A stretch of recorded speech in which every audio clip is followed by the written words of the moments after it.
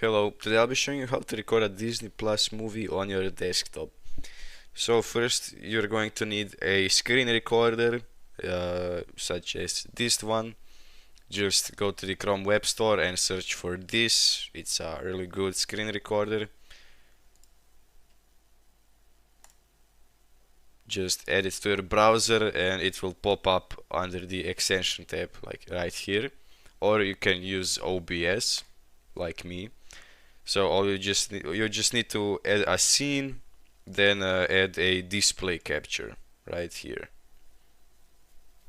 Then just click on start recording and go on the Disney Plus, select a movie and you can record it there. Thanks for watching. If you found this video helpful, please leave a like and subscribe.